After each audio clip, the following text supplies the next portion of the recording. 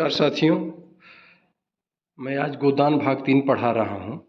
इसके पहले हमने गोदान भाग 1 और 2 पढ़ा चुका हूँ। तो साथियों, भाग 3 देखने से पहले भाग 1 और 2 जरूर देखें ताकि क्रम बना रहे। आज साथियों गोदान भाग 3 में हम प्रमुख कथन पढ़ाएंगे। इस उपन्यास में साथियों प्रमुख कथन मेहता के द्वारा कहा गया है, आपके पास दान देने के लिए दया है, श्रद्धा है, त्याग है। पुरुष के पास दान देने के लिए क्या है? वह देवता नहीं लेवता है। साथियों, मेहता का तर्क है वे स्त्री और भारतीय जो स्त्रियां हैं उनके पक्ष में बात रख रहे हैं और पुरुष और स्त्री की तुलना कर रहे हैं कि स्त्री जो है देवता स्वरूप है, श्रद्धा स्वरूप है और पुरुष के अंदर वह बात नहीं है, पुरुष के अंदर वह गुण नहीं है। साथियों, अगला कथन है मेहता के ही द्वारा, स्त्री पुरुष से उतनी ही श्रेष्ठ है जितना प्रकाश अंधेरे से।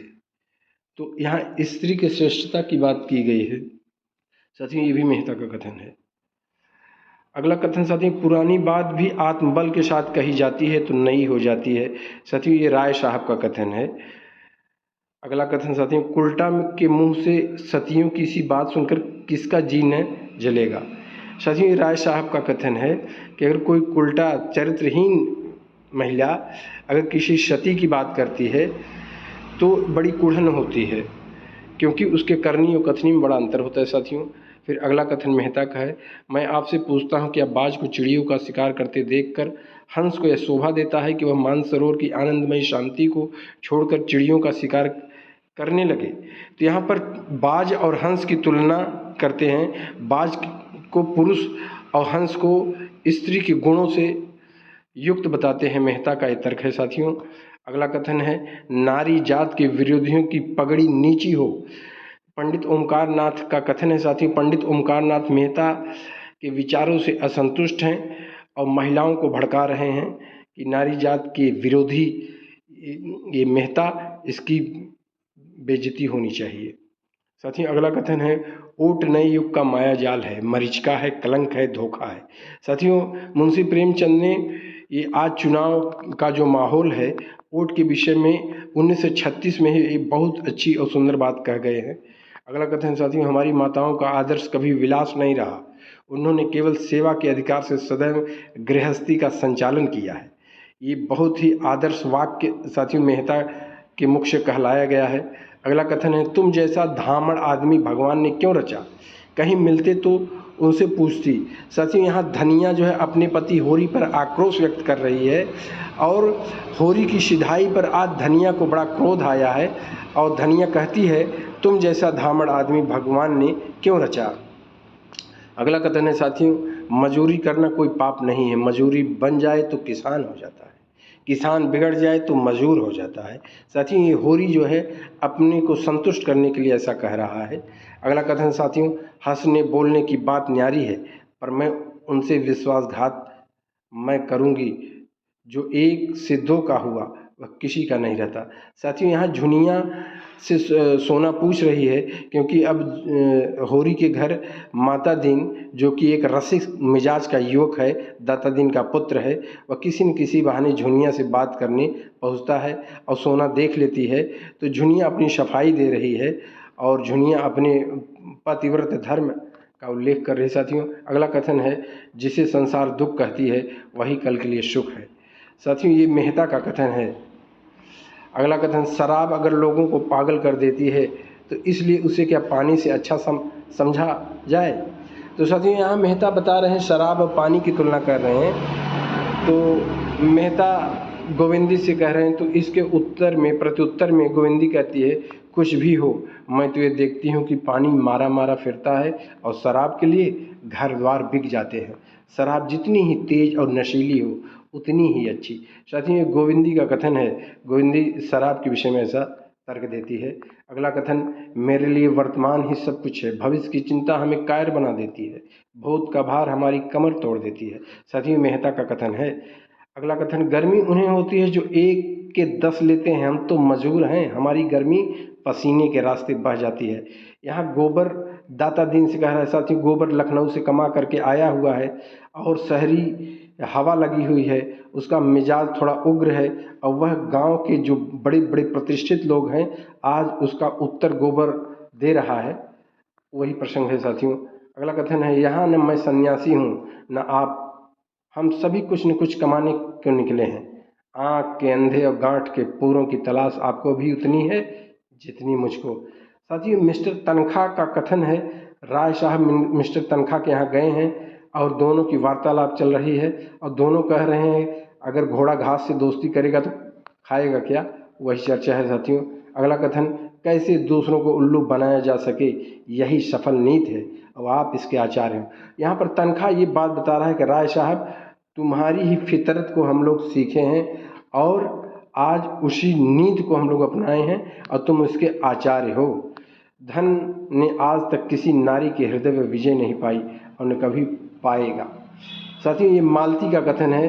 मालती खन्ना से कह रहे हैं, चूँकि खन्ना जो है मालती के ऊपर फिदा है। खन्ना एक बहुत ही पूंजीपति व्यक्ति हैं और मालती पे रुपए की वर्षा कराते हैं। यहाँ पर मालती जो है एक बहुत बड़ी बात कर रही है। मालती भी साथियों, मेहता और मालती एक ऐसे चरित्र हैं गोदान उपन्यास में जो कि आदर्श की बातें किए हैं, इनका यथार्थ से कोई लेना देना नहीं है। साथियों अगला कथन है, तुम जानते हो कि रूप अपमान नहीं सह सकती। ये भी मालती का ही कथन है साथियों, बहुत महत्वपूर्ण कथन है। अगला है, अपना सोना खोटा तो सुनार का क्या दोष। यहाँ होरी जो है धनिया से कहता है कि तुम झुनिया को क्यों हर समय डांटती हो, झुनिया का क्या दोष है। जो गोबर ने गलती न किया होता, गोबर उससे प्रेम न किया होता, तो वही तर्क दे रहे हैं कि जब अपना ही सोना खोटा हो तो सुनार को दोष नहीं देना चाहिए। अगला कथन है साथी, कितनों को जानता हूँ जो कभी संध्या वंदन नहीं करते, उन्हें धर्म से मतलब न, कर्म से मतलब न, कथा से न पुराण से, वह भी अपने को ब्राह्मण कहते हैं। साथ ही ये दाता दीन जो है अपने मंडली में जहाँ पटेश्वरी, नोखेराम, झुंगरी सिंह सब बैठे हुए हैं, यहाँ दाता दीन अपनी आलोचना पर ये प्रतिक्रिया देते हैं। साथियों अगला कथन है, तुम जजमानी को भीख समझते हो, मैं तो उसे जमींदारी समझता हूँ। साथियों दाता दीन का बहुत ही बढ़िया डायलॉग है और दाता दीन अपने पक्ष में माने ब्राह्मणों के पक्ष में बताते हैं कि जजमानी, ब्राह्मण जजमानी करता है और समाज समझता है कि ब्राह्मण भिक्षुक है, भीख मांगता है। लेकिन ये भीख मांगना नहीं है, ये मेरी जमींदारी है। जैसे जमींदार होता है उसी तरह से जजमानी भी मेरी जमींदारी है। साथियों ऐसा कहीं हो सकता है बेटा, धन जाए धर्म जाए लोक मर्जाद जाए पर तुम्हें नहीं छोड़ सकता। साथियों दाता दीन का कथन है माता दीन से। माता दीन आज निराश है, दुखी है अपने कृत्य से और दाता दीन उसे आश्वासन देता है कि मेरी मर्यादा भले मुझे कलंक लग गया है और तूने सिलिया के साथ जो प्रेम किया और ये जो हरखू चमार आकर के तुम्हारे मुंह में हड्डी डाल दिया, इससे जो ब्राह्मण धर्म था वह खंडित हो गया। तो आज जो है दाता दीन माता दीन को समझा रहा है कि कोई बात नहीं, चाहे जो करना पड़े लेकिन मैं तुझे छोड़ूंगा नहीं। जब डूबना ही है तो क्या तालाब और क्या गंगा। धनिया यहाँ होरी से कहती है कि जब सूद लेना ही है, पैसा लेना है, ब्याज भरना है तो क्या तालाब और क्या गंगा। साथियों अगला कथन है, दौलत से आदमी को जो सम्मान मिलता है वह उसका सम्मान नहीं, उसकी दौलत का सम्मान है। आप निर्धन रहकर भी मित्रों का विश्वास पात्र रह सकते हैं। साथियों मेहता खन्ना से कहते हैं, खन्ना एक शक्कर मिल के मालिक थे और उसमें आग लग जाती है, पूरा मिल जल के खाक हो जाता है। आज खन्ना बहुत व्यथित हैं, दुखी हैं और कंगाल हो जाते हैं, दरिद्र हो जाते हैं। उस समय मेहता का कथन है साथियों, औरत भी घी का घड़ा लुढ़का दे, घर में आग लगा दे, मर्द सह लेगा। साथियों यहाँ पर धनिया कह रही है भोला आया है उसके घर और भोला नोहरी से शादी किया है और नोहरी जो है उसे अपना दास बना के रखी है। नोहरी जबकि उसकी पत्नी है, भोला की दूसरी पत्नी है, लेकिन वह नोखेराम के रखैल हो गई है। नोखेराम भी उसके इशारे पर चलता है। तो आज होरी के घर भोला आया हुआ है।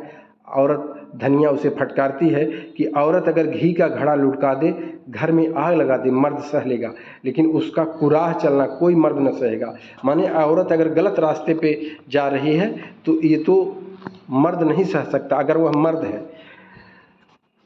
भोला वृद्ध हो चुका है, उसके शरीर में जान नहीं रह गई है, लड़का उसे मारकर घर से बाहर कर दिया है और वह चौथेपन में होरी जैसी युवती से शादी किया है, नोहरी जैसे महिला से शादी किया है साथियों, तो मुंशी प्रेमचंद का ही एक डायलॉग है, जोरू और ज़मीन जोर के।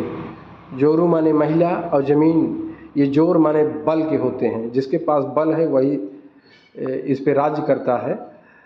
तो भोला के पास तो वृद्धावस्था आ गई है, न उनके पास अब ज़मीन है न जोर है, तो इसलिए नौहरी का आतंक उनके ऊपर है। इसकी तरह तो मैंने औरत ही नहीं देखा, दूसरे के साथ तो हंसती है, मुझे देखे तो कुप्पा समूह फुला लिया। साथियों भोला का कथन है, भोला अपने पत्नी नौहरी के विषय में कहता है कि और पुरुषों से तो हंस हंस के बात करती है, और जब मुझे देखती है तो कुप्पा जैसे मुंह फुला लेती है। साथियों अगला कथन है, और किसी जात का धर्म बिगड़ जाए तो उसे कोई विशेष हानि नहीं होती। ब्राह्मण का धर्म बिगड़ जाए तो कहीं का नहीं रहता, उसका धर्म ही उसके पूर्वजों की कमाई है। साथियों माता दीन का कथन है, इनका देवत्व ही इनकी दुर्दशा का कारण है। काश आदमी ज़्यादा और देवता कम होते तो यूं न ठुकराए जाते। साथियों मेहता और मालती आज बेलारी गांव में होरी के यहाँ आए हुए हैं, और होरी का पारिवारिक और आर्थिक पृष्ठभूमि देख करके मेहता का ये विचार है। साथियों अगला कथन है, क्या तुम इतना भी नहीं जानते, नारी परीक्षा नहीं प्रेम चाहती है। साथियों आज मालती जो है मेहता को समझाती है। मालती मेहता पर आसक्त थी, लेकिन मेहता उन्हें सदैव परीक्षा की दृष्टि देखे, कभी श्रद्धा और विश्वास मालती के प्रति नहीं उठा। आज साथियों मालती फटकार लगा रही है मेहता को, यही कि मैं जिस आधार पर जीवन का भवन खड़ा करना चाहता हूँ अस्थिर है। यहाँ पर मेहता तर्क देते हैं, मेहता ये बताते हैं, जिस भारतीय नारी की कल्पना मेरे जहन में प्रवेश कर गई है वह गुण तुम्हारे अंदर नहीं है, इसलिए मैं ये शादी का जो भवन खड़ा करना चाहता हूँ वह अस्थिर है।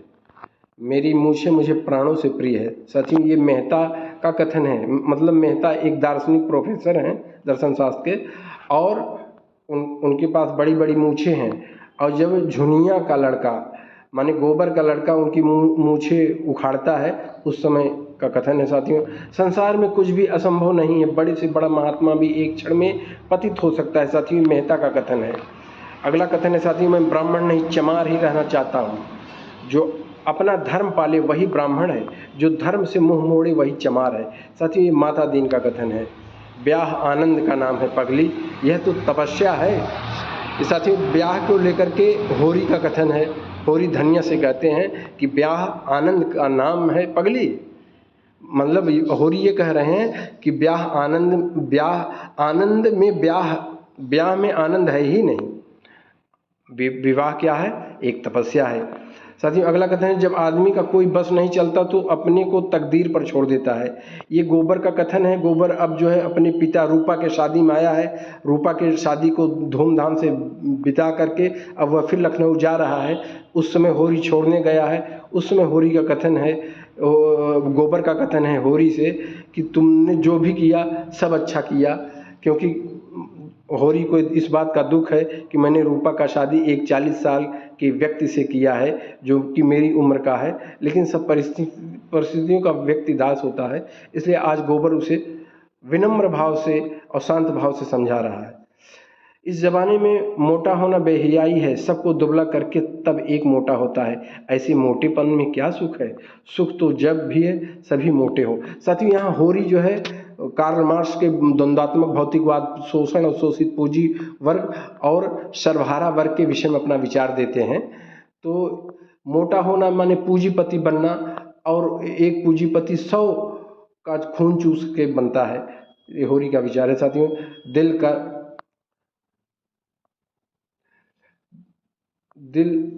करा करो गोदान करा दो दादा चले।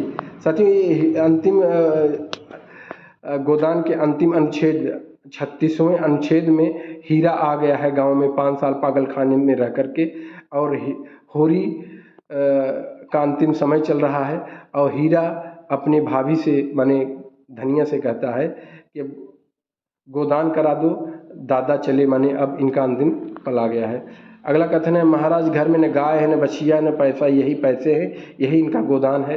साथियों धनिया आज 20 आने का सूत काट के आई थी और उसे 20 आने मिला था। तो यहाँ पर दाता दिन आ गए हैं, और दाता दिन चूँकि ब्राह्मण हैं और ब्राह्मणों का आप जानते ही हैं, मुंशी प्रेमचंद लिख रहे हैं कि जन्म से लेकर मरण तक वो जो उनका जजमानी है वह चलता रहता है। तो यहाँ पर धनिया का एक कथन है साथियों। फिर अगला कथन है साथियों, गोदान एक भारतीय किसान की जीवन गाथा है जिसमें उसकी सभी विशेषताएं और सभी रूप विद्यमान है। साथियों ये एक विद्वान है इंद्रनाथ मदान, बहुत बड़े आलोचक हैं, उनका कथन है। गोदान गांव की कहानी है, भारतीय गांव की कहानी है। इसमें ऐसे बहुत से वर्णन मिलेंगे जो गांव के बिंदु प्रस्तुत करते हैं। साथियों डॉक्टर बच्चन सिंह का कथन है, हमें भी आदर्श का ही पालन करना चाहिए, यथार्थ का इसमें ऐसा सम्मिश्रण होना चाहिए कि वह सत्य से टूटा न जान पड़े। साथियों स्वयं मुंशी प्रेमचंद का कथन है। इसके बाद साथियों जो प्रमुख बिंदु आए हैं, जो प्रमुख पात्र आए हैं, प्रमुख घटनाएं हैं गोदान का जो शेष रह गया है, इसको मैं आप लोगों को बता देना चाहता हूँ। साथियों भाग 1 भाग 2 पढ़ने के बाद साथियों इसे आप पढ़ेंगे तो पूरा गोदान उपन्यास आपको समझ में आएगा। साथियों प्रमुख बिंदुओं में साथियों ध्यान दीजिए, भोला गाय के बदले होली के दोनों बैल हाँक लिया। होरी के दोनों बैल हाँक लिया क्योंकि भोला के घर से ही होरी ने 80 रुपये का गाय खरीदा था जिसका नाम सुंदरिया था, जो चितकबरी थी। और जब भोला को पैसा नहीं दे पाए तो होरी के घर से भोला एक दिन दोनों बैल उसके हाँक ले जाते हैं और उसका कहना है जब तुम पैसा दोगे तो बैल वापस कर देंगे। तो जब गांव से वह बैल हाँक के चलता है तो रास्ते में दाता दीन और बंसी नाम एक युवक आता है और कहता है तुम ऐसे जबरन बैल हाँक नहीं ले जा सकते। तब होरी के कहने पर ही वह उसे जाने देता है। मिस्टर कौल साथियों इसमें एक पात्र है मिस्टर कौल, उनकी 3 पुत्रियां हैं और बड़ी पुत्री का नाम मालती है जो इंग्लैंड से डॉक्टरी की पढ़ाई पढ़ी है। दूसरी पुत्री सरोज है जो बीए कर रही है। तीसरी पुत्री साथियों वरदा है। माने मिस्टर कौल की 3 पुत्रियां, इसे आप लोग जानते रहिए। पैसा न चुका पाने के कारण होरी सपरिवार दाता दीन के यहाँ मजदूरी करने लगता है। साथियों क्षेत्र में एक शक्कर मिल मिस्टर खन्ना ने खोला जिसके दलाल किसानों की खड़ी ऊख मोल ले लेते हैं। माने मिस्टर खन्ना ने एक शक्कर मिल खोल रखा है और उनके दलाल गांव में टहलते रहते हैं। अब खड़ी ऊख का ही मोल भाव करके उसे शक्कर मिल में भेज देते हैं। साथियों होरी का गन्ना तैयार हुआ तो सबसे पहले सहुआइन फिर मंगरूसा खेत में पैसा लेने पहुंच गए। माने होरी एक ऐसा किसान है साथियों जो सबसे कुछ न कुछ आवश्यकता अनुसार पैसा लिया है और वह पैसा उसकी परिस्थिति दिन पर दिन और ख़राब होती जाती है और वह सबको आश्वासन देता है और सब उसके घर तगादे के लिए आते हैं और उससे लंबा सूद लेते हैं। साथियों अगला है खन्ना और गोविंदी। साथियों इसमें खन्ना बहुत प्रमुख पात्र है जो मालती के ऊपर फिदा है और उसकी एक पत्नी है जिसका नाम गोविंदी है। गोविंदी एक भारतीय नारी है जिस पे मेहता उसके गुण और चरित्र पे न्यौछावर हैं और यह खन्ना और गोविंदी पति पत्नी थे, इनके आपस में नहीं पटती थी। उसका कारण क्या था? मालती के प्रति खन्ना का विशेष लगाव था। साथियों गोविंदी जी को मेहता की नज़रों में एक आदर्श नारी के रूप में दिखाया गया है इस उपन्यास में। साथियों गोविंदी और खन्ना के छोटे बेटे का नाम भीष्म था जिसमें बीमार होने पर डॉक्टर नाग देखने आते हैं। तो साथियों इस उपन्यास में 2 डॉक्टर हैं, एक डॉक्टर हैं मालती और दूसरे डॉक्टर नाग हैं। लखनऊ में गोबर के आने पर उसका ठाट बाट देखकर जंगी भोला का लड़का रोब में आ जाता है। तो साथियों भोला का लड़का है जंगी और जब गोबर का ठाट बाट देखता है, जब पहली बार गोबर लखनऊ से कमा करके आता है तो उसका रहन सहन देख करके जंगी भी खुश हो जाता है, कहता है मैं भी तुम्हारे साथ परदेश जाऊंगा। साथियों गांव में बेलारी गांव में होली का उत्सव हर बार नोखे राम की चौपाल पर लगता था। पूरा गांव इकट्ठा होते था नोखे राम के यहाँ। लेकिन जब इस बार होली के अवसर पे गोबर आया है गांव में तो सारा जो है उत्सव गोबर के यहाँ मनाया जाता है। गोबर होरी और धनिया से झगड़ा करके झुनिया को अपने साथ लखनऊ ले गया। यहाँ गोबर का चरित्र उग्र योग के रूप में दिखाया गया है। माने गोबर इसलिए झगड़ा करता है क्योंकि होरी की सिधाई पर वह झगड़ा करता है और वह झगड़ा करके चला जाता है। उसका कथन है कि तुम कर्ज लो और हम भरें, यह नहीं हो पाएगा। साथियों इस उपन्यास में महिला व्यायामशाला के लिए राय साहब ने 5000 चंदा दिया। 5000 चंदा राय साहब इसलिए देते हैं क्योंकि उसका जो प्रतिद्वंदी चुनाव में लड़ा है सूर्य प्रताप सिंह, वह भी 5,000 दे चुका था। तो राय साहब को ये लगता है अगर 5,000 से मैं कम दूंगा तो ये मेरा अपमान है, तो इसलिए इस स्पर्धा में राय साहब 5,000 चंदा देते हैं। साथ ही सिलिया का बाप हरखू दाता दीन के पुत्र मतई उर्फ माता दीन।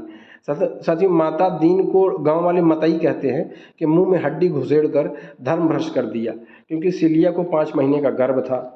साथियों दाता दीन माता दीन का शुद्धिकरण, जिसे परासचित संस्कार कहा गया है। तो परासचित इस उपन्यास में बार बार शब्द आया है। परासचित का मतलब होता है शुद्धिकरण, धर्म का शुद्धिकरण। ये काशी के एक विद्वान पंडित थे जो 500 रुपये लेते हैं और करवाते हैं। साथियों नोखे राम मोटे खलवाट, लंबी नाक, छोटी आंख और सांवली सूरत के आदमी हैं। साथियों ये उनका परिचय है। नोखे राम ने बोला कि 3 महीने शेर भर। साथियों यहाँ भोला को नोखे राम ने नौकर रख लिया है। जब भोला को उसके लड़के ने पटक पटक के मारा तो भोला वहाँ से भागकर बेलारी आता है और नोखे राम के यहाँ 3 रुपये महीने पर और शेर भर रोजाना अनाज पर नौकर रखता है। भोला की पत्नी नोहरी भी साथ में आई है और बाद में उसे नोखे राम अपना रखैल बना लेते हैं। और ये नोहरी जो है मर्दों को अपने इशारों पर नचाना जानती है। अब भोला भी बड़ी अपमान करती है और सोना की शादी में नोहरी ने होरी की मदद की थी। साथियों जो होरी की बड़ी लड़की है जिसका नाम सोना है, उसकी शादी में नोहरी ने मदद की थी। तो आप समझ सकते हैं नोहरी के पास इतने पैसे इसलिए आते हैं क्योंकि वह मर्दों को कैसे डील करना है उसको पता है। सोना का विवाह मथुरा से हुआ है और उस समय जब सोना की उम्र 16 वर्ष थी। साथियों राय साहब अपनी पुत्री का विवाह कुंवर दिग्विजय सिंह एक हैं, ये बहुत बड़े अय्यास हैं। साथियों तो कुंवर दिग्विजय सिंह से तय किए हैं, जिसकी पहली पत्नी टीबी रोग होने के कारण मर गई। तो मतलब कुंवर दिग्विजय सिंह की शादी हुई थी और शादी के 2-4 महीने में ही उनकी पत्नी मर जाती है। और कुंवर दिग्विजय सिंह बहुत ही बड़े प्रतिष्ठित व्यक्ति हैं और राय साहब अपनी पुत्री का विवाह इसी दिग्विजय से करते हैं। दिग्विजय सिंह के विषय में मुंशी प्रेमचंद लिखते हैं कि दुर्वासनाओं के भंडार हैं। माने एक व्यक्ति के जितनी भी दुर्वासनाएं होती हैं, कुकृत्य होते हैं, सब दिग्विजय सिंह के अंदर मौजूद हैं। शराब, गांजा, अफीम, चरस, अय्यासी, जितने भी दुर्गुण हैं सब दिग्विजय सिंह के पास मौजूद हैं। राय साहब का इलेक्शन में प्रतिद्वंदी सूर्य प्रताप सिंह थे, जिन्हें पराजित करके होम मेंबर हो जाते हैं। माने राय साहब का तकदीर इसमें साथियों बुलंदी पर है। राय साहब जमीन का मुकदमा भी जीत गए। राय साहब को सबसे बड़ा धक्का अपने बेटे रुद्रपाल सिंह से पहुंचा। कब पहुंचा? जब सूर्य प्रताप सिंह हार गए इलेक्शन और राय साहब जीत गए, तो सूर्य प्रताप सिंह अपनी कन्या का प्रस्ताव राय साहब के पास लेके आते हैं। अब साथियों राय साहब इस पर बहुत ही खुश हो जाते हैं। तो राय साहब अपने पुत्र को समझाते हैं, लेकिन पुत्र स्पष्ट बता देता है कि मैं सरोज से प्रेम करता हूँ। सरोज साथियों मालती की छोटी बहन है और वह सरोज से विवाह करके इंग्लैंड रहने लगता है। इस पर राय साहब बहुत दुखी होते हैं। राय साहब का दूसरा धक्का अपनी पुत्री मीनाक्षी, राय साहब की जो पुत्री है जिसका धूमधाम से मीनाक्षी का शादी किए कुंवर दिग्विजय सिंह के साथ तलाक हो जाता है। साथियों जबकि शादी में लाखों रुपए खर्च धूमधाम से किए थे। गोबर झुनिया की मदद चूहिया करती है। साथियों जब गोबर झुनिया को लेकर के लखनऊ जाता है तो वहाँ जो है चूहिया नाम की एक मोटी महिला है जिसके पास इक्का है, वह इक्का हाँकती है और वह चूहिया ही झुनिया गोबर की मदद करती है। और डिलीवरी जब होती है तो वह दाई की भूमिका वो खुद करती है। सुबह झुनिया के लिए हरीरा और हलवा पका जाती है। तो चूहिया बहुत मदद करती है। साथियों गोबर का जब पहला बेटा मर जाता है तो दूसरे बेटे का नाम मंगल रखता है।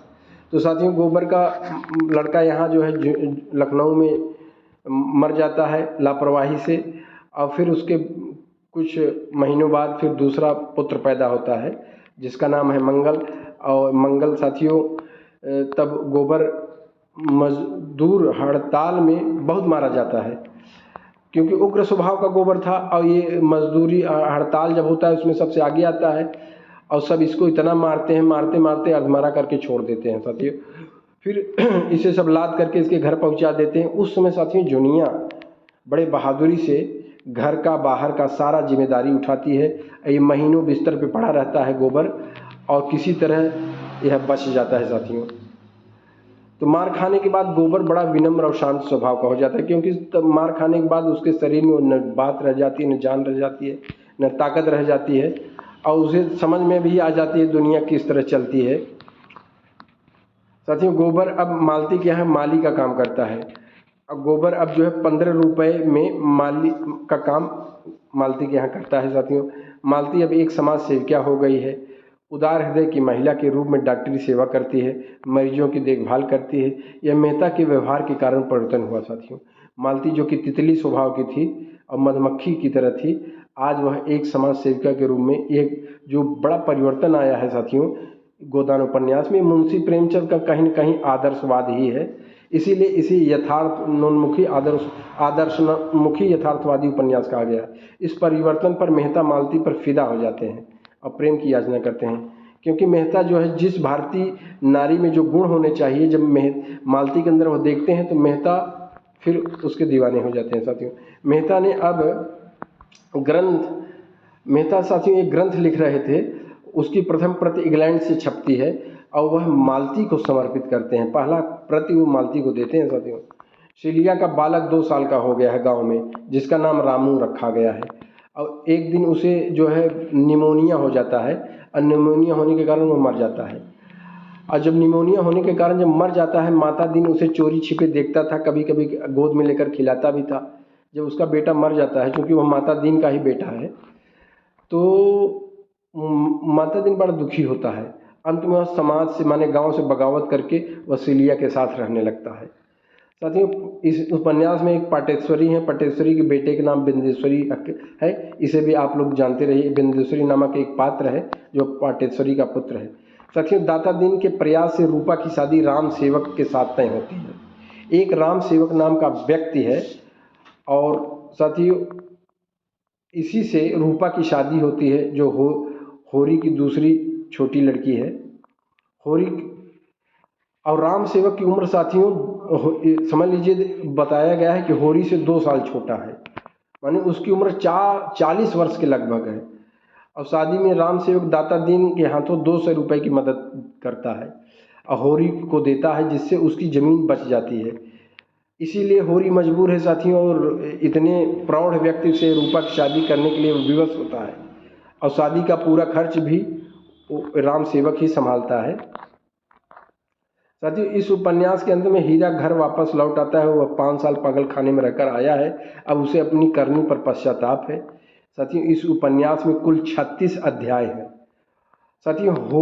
होरी का गोदान 20 आने में दाता दिन के हाथों होता है। अगर प्रश्न ये बन जाए कि होरी का गोदान कितने रुपए में होता है, तो 20 आने में होता है साथियों। और यहीं पर ये उपन्यास हमने समाप्त किया है साथियों। इस उपन्यास में बहुत ही महत्वपूर्ण प्रश्नों का संकलन किया है साथियों। अगर ये उपन्यास 3 भाग में हमने बनाया है, अगर आपको पसंद आए तो साथियों इसे ज़रूर एक लाइक, कमेंट, शेयर ज़रूर करें साथियों।